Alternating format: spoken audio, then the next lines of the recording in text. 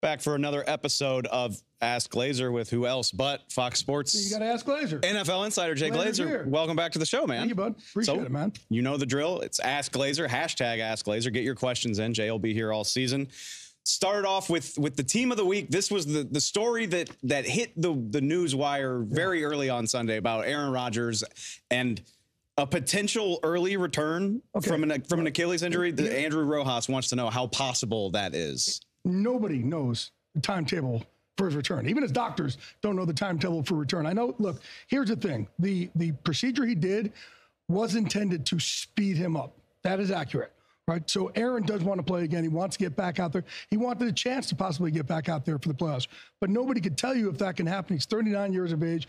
You don't know how rehab's going to go. You don't know if there's any setbacks. So it's impossible. I know fans want an answer now, but it's impossible to tell you what an actual timetable will be until you see him go through his rehab and see how the Achilles and the ankle responds. It is way more fun to think that he could pull it off, though, right? Until it's ruled out, I'm going to choose to believe. I see what he's done. I don't know what he can't do. Good point. Right? Okay, so on the flip side of that, and there's a lot to learn about this topic, but Zach Wilson is the man of the hour in New York now. And I understand the Jets rallying behind him, but I think Rhea has a good question is, how far do you think this belief in Zach Wilson goes? How long do you think the leash is in New York for Zach Wilson this year? At least going into, this game against the Dallas Cowboys, they're like, hey, we're going to believe in Zach. Here's the thing. Zach lost all confidence in himself last year. And that's why he was benched. That's why he was almost traded out of town or moved. And then when Aaron Rodgers came in, took him under his wing, he got all his confidence back. So they just saw a different Zach Wilson. Even in practice this week, they just saw a completely different Zach Wilson. They're hoping he's going to be different. And they don't need him to be the Zach Wilson.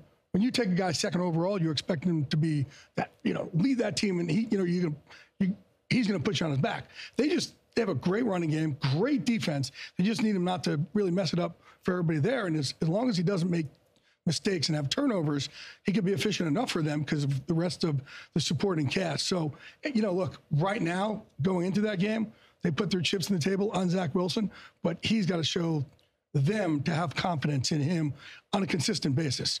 On the flip side of that Dallas-New York matchup, love this question from Brandon Laurie.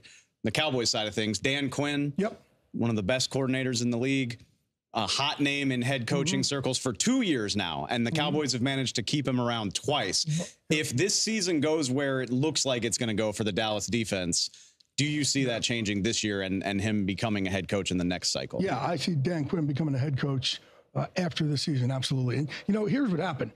Originally, Denver wanted to hire him before they hired Nathaniel Hackett. They wanted to hire Dan Quinn. The problem was they interviewed him like the day after the Cowboys lost in the playoffs. So he just went in there in the tank. And when you go in the tank, like one thing that's so great about Dan Quinn is how authentically positive he is. Absolutely. Right? Constantly just optimistic, positive. When you go in there day after a playoff loss, you're not coming in with any positivity or any joy or any optimism. So, they end up moving off of Dan Quinn because of that and going, obviously, to where we are right now. Went with Nathaniel Hackett, then Sean Payton after that. But, yeah, Dan Quinn will be a head coach next year. I completely agree with you. Moving on, interesting situation in Chicago that Jeremy Bimbow wants to know about.